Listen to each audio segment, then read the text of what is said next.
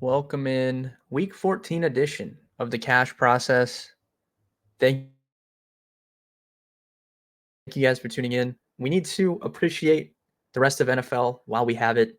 We only have 5 more weeks of the regular season, and then we have the Super Wildcard Weekend, whatever they call it now. Well, there'll be some decent slates going on there. And then we get into the 2-game and showdown slate season, throughout the rest of the playoffs. So let's appreciate the rest of NFL while we have it. I love doing these videos every week. I love playing NFL DFS on the main slates, and it's been an incredible run. I had another great slate in week 13. Cash games won. Tournaments had a really good sweat with one of my Purdy to Debo teams. And unfortunately, I had Greg Dortch and Juwan Johnson on that team who combined for 2 points. Cashed pretty nice in the tournament I played it in, but could have been a bigger day. And then I had a CJ Stroud team that did pretty good as well, but was held down by Ramondre Stevenson, who got hurt, which is just unlucky. But it was another profitable week for me. I told you guys a few weeks ago, I was like, join up. I've been feeling really good. I think we're going to start stacking some wins together, and that's happened. So if you guys have signed up in the past few weeks, you've definitely been making some money. If you are still interested in signing up, reach out to me on Twitter or in the Discord, and I might be able to hook you up with a promo code. Maybe. We'll see. We'll see what happens. But thank you guys for tuning in. Like I said, like the video if you're here. Let me know in the comments how you did last week. And let's get into this week 14 slate. This looks like a fun slate to me. It's 11 games instead of 10. Next week, we have I think a 2 or 3 game slate on Saturday. So I'm not sure how big the main slate will be next week. Maybe 10 or 11 games again. But we have 11 games, and there's some fun games. We have Bills Chiefs, and there's some other decent looking games as well here. Let's hop into quarterback. Josh Allen at the top. He's played exceptional football since Ken Dorsey got fired. I believe he's played two games without Ken Dorsey calling the plays, 23.5 DraftKings points against the Jets, a team he has historically really struggled against, and then came out 43 DK points against the Eagles. You guys know we've been targeting that Eagles matchup relentlessly with quarterbacks recently. Brock Purdy absolutely lit them up. Last week, I told you guys on the video, play Brock Purdy. That worked out well. So this is a different matchup here going into KC. But I do think Josh Allen would be my favorite spend up if I was going to pick one. I think I would play him over Patrick Mahomes. And I think I'd play him over Lamar Jackson as well in a cash game format. So Josh Allen all the way up at the top is in play for me. I don't think I'll probably be getting there in my cash game lineups, but he is the top option for me. All the guys below him check in for tournaments. Justin Fields looks good for tournaments at 6,800. He has always done well, it seems, against the Detroit Lions. He ran all over them last season. His first start back this year after that long hiatus due to injury was against the Lions in Detroit. He went for 24 DK. He's always seemed to do well against the Lions from a fantasy perspective, so you can definitely consider him for tournaments. But for cash games, it's getting up to Josh Allen for me or dropping down to this mid-tier. We have Brock Purdy at home against Seattle.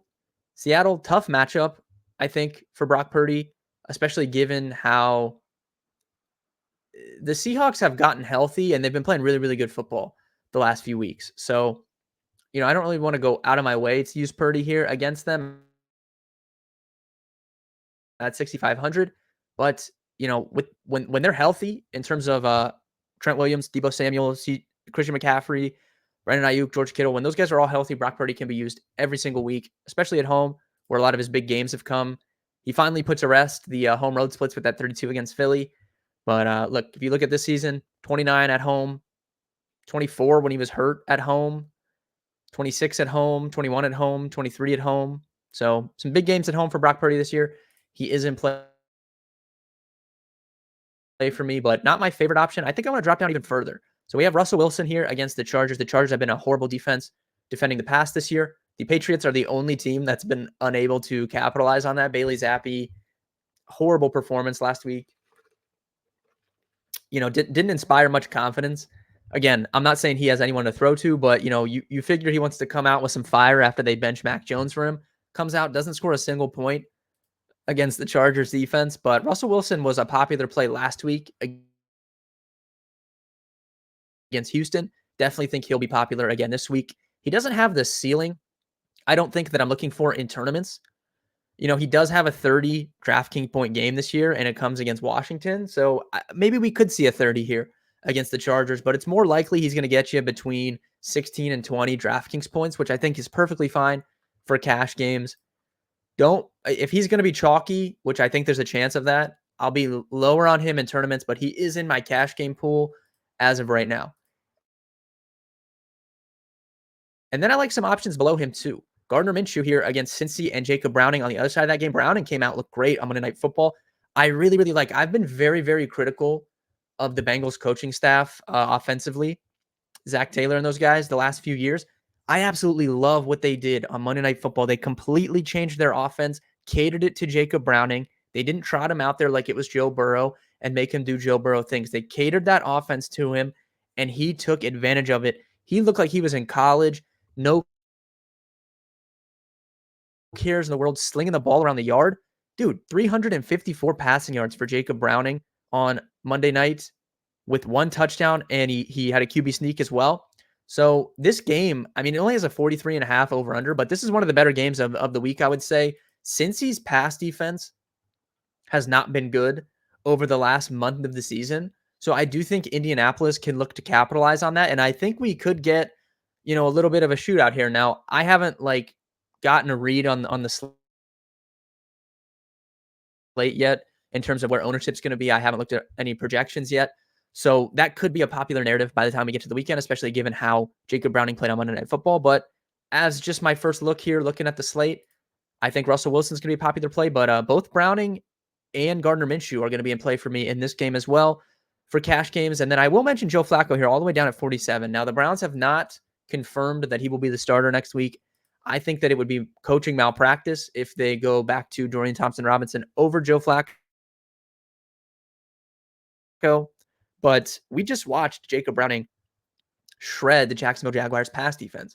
Joe Flacco, potentially in his second start, maybe he's got his feet back under him a little bit. His arm looked fine, and he had 17 DraftKings points against the Rams. I definitely would be interested, as gross as it is, I would be interested in Joe Flacco at 4,700 against Jacksonville.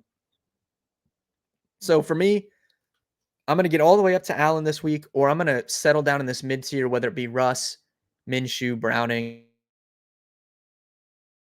and then maybe even consider Joe Flacco. We'll see if he even starts by the time we get to the weekend. Moving on to running back, Christian McCaffrey at the top. I mean, we just don't need to talk about him. I mean, absolutely insane what this guy does year after year when healthy. Had 22, which felt like a down game for him, but I mean, they were up so big on the on the Eagles. And when Debo rips off multiple, one was a 13 or 14-yard running touchdown, then he scored a long one catching. So that kind of took the possession away. But against Philly, 22.5 DraftKings points is nothing to scoff at there. He had a big game against Seattle on Thanksgiving when they played, 33.9 DraftKings points. Christian McCaffrey, with no Tyreek Hill on this slate, you can certainly look to McCaffrey as the best overall spend up in tournaments. We also get Alvin Kamara here in the nut matchup here against Carolina, a team we've been targeting on the ground several times over the last few weeks, coming off a 28, almost 29 DraftKings point game. If they're banged up at receiver again, yeah, I think we can consider Kamara here for sure at 8,200. I would prefer probably to find the $1,000 to get up to McCaffrey, but Alvin Kamara is in play, I think. Kyron Williams is in play for me. He had another good game, 20 DraftKings points against the Browns. That's nothing. I mean, that's a good defense. Obviously, Baltimore is a tough matchup. I don't think Kyron Williams is going to be high owned, so this is more of a tournament play, but I like Kyron Williams again at 7,300. I talked about him a little bit last week, and yeah, I think he's a good play. More so for cash games, this is where I'm going to be looking here. Unless I'm getting up to McCaffrey, we have Rachaad White against Atlanta. 6,800, the price is starting to get up there, but we can't argue this role for Rachaad White. He's been so consistent. He's getting so many touches each week, another 23 touches last week against Carolina. Rachaad White is in play for me in cash games. Him versus Josh Jacobs is an interesting conversation because Josh Jacobs will continue to get fed when the game script allows it. And I think that the game script could allow it here at home against Minnesota. Josh Dobbs has come back down to earth. Would not shock me to see the Vikings jump out to a lead, to see the Raiders jump out to a lead in that game over the Vikings, and Josh Jacobs get you 25, 26 touches. So at 6,900, I think both he and Rachaad White in this upper 6K tier are in play for me. Pacheco, I think, is going to play. I saw like people freaking out because he missed practice today. It's Wednesday. Memo to everyone. I think DFS players know this by now. Wednesday practice reports do not matter. All that matters is if they practice on Friday. I'm tired of seeing people on Twitter reacting to Wednesday practice reports. It means nothing. I don't care if someone doesn't practice on Wednesday. All that matters is Friday. So we'll see what happens on Pacheco, but I prefer Jacobs and White to him if they're all three healthy and ready to go. I think I just feel safer with the touch counts for Jacobs and White, but Pacheco's been getting fed too. I mean, 18 rush attempts against Green Bay with another 3 catches. He's had 8 catches the last 2 weeks. So I don't know. We'll revisit it because the Bills Chiefs game, it does have the highest over under on the slate, 48.5 points as of right now. So we'll see by the time we get to the weekend. Joe Mixon's gross, but we do have to mention him. They brought in like Chase Brown and gave him some more carries last week, but still got a healthy amount of touches here. 19 rush attempts, 6 targets, or 6 catches on 7 targets. So I have to mention him. He's going to project well. I'm sure he'll be popping for ownership. Zach Moss is where everyone's going to go in cash games. Again, it's just too cheap. He did not get there last week, only 7.7 DraftKings points, but the role was incredible. He had 19 touches. I think 6 or 7 of those came inside the 10-yard line. He just wasn't able to get in the end zone against a tough defense up front. 2 catches. Zach Moss, 5,900 in one of the better game outlooks, in my opinion, will be a popular cash game play. I'll be playing him in my cash game lineups. And I've received some positive feedback on the early cash build throughout the video. So I'm going to do that here. So let's go back here. Let's go back to quarterback. And let's put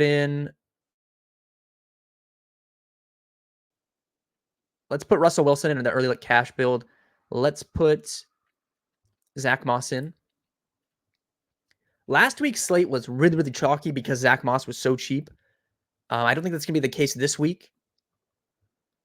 So it's not quite as bad for cash this week as I thought it was last week. Let's put one of these 3 in. Who do we want? Jacobs, White, Pacheco. Let's put Rachaad White in to start us here.